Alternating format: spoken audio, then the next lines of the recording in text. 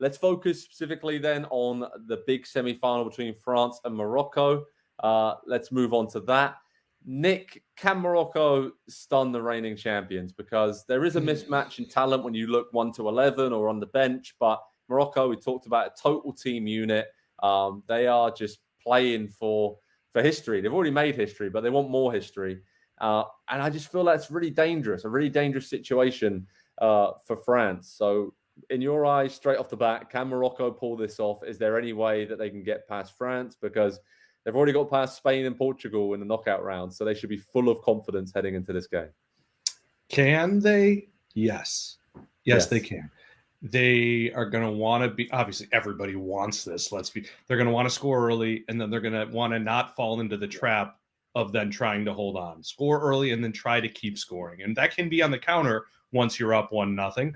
But yes, they can. I don't think they will. And not to short circuit the whole point, but you ever say something or write something, or in this case, tweet something, and it just resonates with you and you go, oh, I very much believe that. I tweeted this out during the game. France's best player has been Griezmann, but its best tactic has been other teams having to worry about Kylian Mbappe. When I see Griezmann or Rabiot, who's had so much freedom with the ball and has found themselves in all these advanced positions, it's because there's guys doing this. But where's he? Where's that guy? And it made me want to say this. If it was a blowout and I was just trying to make Joe feel better, which it wasn't, at the end of the game, I was going to want to say, what do we have to do to get Mbappe in the Premier League? What do we have to do to have him go against Haaland? But he's so good that it's entirely a tactic how you deal with him. Not what they do with what France does with him, but just him. Yeah, that's a really good point. France have so many different attacking talents there, Andy, that if Morocco take their eye off one of them and focus more on another, but it's going to be dangerous for them. But they have, throughout this tournament, just defended pretty deep as a unit, have a very clear plan, very comfortable sitting back. And France don't strike me. They strike me as a team that could be a little bit impatient. They have popped up with big goals and key moments, but they could get a little bit frustrated and leave themselves vulnerable on the counter. I mean, they're far from unbeatable. I mean, they look shaky against England, and I'm just looking at Buffon and Ziyech. Could one of those guys, cause the kind of problems that Bukayo Saka caused France as well? So, can they cause chaos there? Is that where they can really get at France in behind their fullbacks? Can they? Yes, absolutely. And I think they will. I think they will give France some challenges to really figure out and work out, especially early in the game. I think Nick has it right. If they can start quickly and they can even just take France out of getting off to the fast start, I think that gets them almost to halftime with as good defensively as they have been, and we know what they can do in a 45-minute situation. But at the same time, we keep saying such a good team. They're a unit. They're together. This is far and away the most together France team that we have ever seen in the history, or at least during our lifetimes, I shall say. It's typically been a national team that was filled with drama and stuff going on off the field, in the locker room, out in public. And that just doesn't exist right now. Like, it does feel like they are a very, very strong unit and team together as well. And so when they have faced those challenges, they have not cracked. They have not pointed a finger. They have not blamed anyone. They have simply come together and continued to fight as a unit. And so to see that much talent, you have to give up a little bit of your own numbers or your own shots or whatever, to sacrifice a little bit to be part of that. And every single one of them, even Mbappe, and he's getting his goals still, by the way, but he has given up and happily done so to allow Griezmann to have this renaissance as a playmaking number 10. Now it's been fantastic to watch. It really has. Rolling back the years, right? It's kind of when he was back at Real Sociedad, when he was really young. It kind of reminds me of him a lot.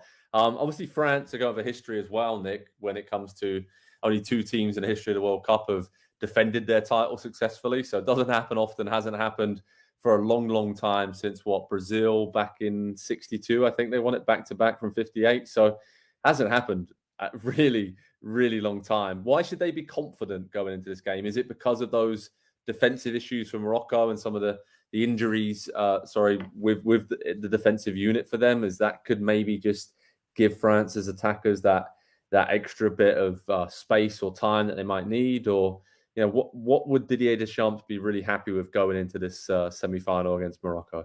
I'll give you one moment that gives me so much confidence in France, and in a game that they weren't better than England in. At the very best, we mentioned they were equal.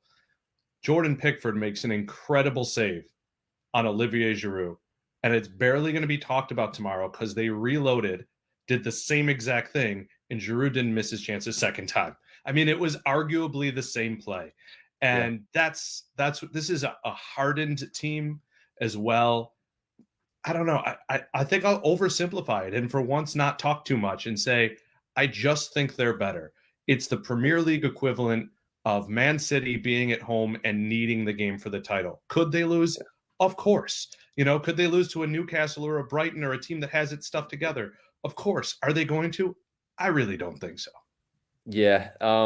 It's so interesting to me though, this World Cup, whenever we think we've got it figured out, Morocco have that, right? Morocco have that just extra motivation, the extra maybe belief. They have that extra, I guess they don't really care. They have no care in the world when they go out there because they are already winners in the eyes of their entire country, the entire world. Of course they want to win and go to the World Cup final, but that is a really dangerous thing in football and in sport in general. I think when you're playing a team that knows they cannot lose, they're going to go the extra mile for every single individual battle on the pitch, Andy. So I guess let's do predictions. What do you think is going to happen in this game? Is it a blowout France win or is it another tight, tense game and they'll probably just come out on top? France are so good. And if they score early, they could score a lot. And I really, really fear that happening. And that's not to say that Morocco cannot beat them. That's not to say that, they won't acquit themselves well in this game. But if France score early, it could get really, and that would be a shame to see because I think this is one of those rare occasions where everybody in the world would be totally fine seeing either of these teams go through. People will root for Morocco, but there's a lot to like about France as well. So we've just got, this might be the best World Cup semifinals that we've ever had. Yeah.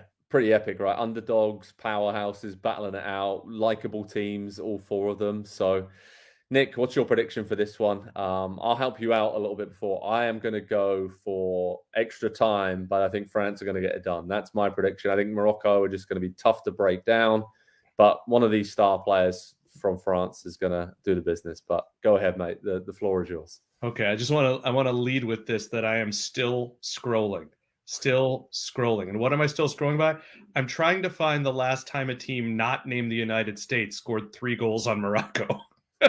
And so which is crazy to think about. Oh, yeah. Yes, it was a friendly and Morocco didn't have absolutely everybody, but neither did the US. And that's why I'm having a hard time picking a blowout or even seeing, of course, if France scores early, I would think against most teams they might pile in 4. But there's something in my head saying stop at 2. I don't think Morocco will score. So I'm going to go with 2-0. Again, I get it. It could be a blowout, but they're not the United States of America, this French team. They don't have a hope of scoring 3 against Morocco. Yeah. All right. There you go. I think it's going to be a crazy game. It's going to be intense. Obviously, a lot of the Moroccan players play in France as well. There's that crossover there. Big rivalry. So head over to ProSoccerTalk on NBCSports.com for the preview, how to watch information, team news, analysis and reaction before, during and after this massive World Cup semi-final. France against Morocco. Gents, that is a mouth-watering game that we're going to enjoy in this final week of the World Cup. So Nick and Andy, thanks so much for joining me today. Pleasure as always to chat with you guys. Thanks everyone for watching. And from over in England, I think I'm going to go and have a beer and then probably look for the ball that Harry Kane sent into orbit. It may have made its way back to England by now. So, I know. That was uncalled for. Poor Harry. But you got a joke about it, otherwise you'd cry, which I may do. Anyway. All right. Cheers, guys. Thanks, everyone. I'll speak to you all soon.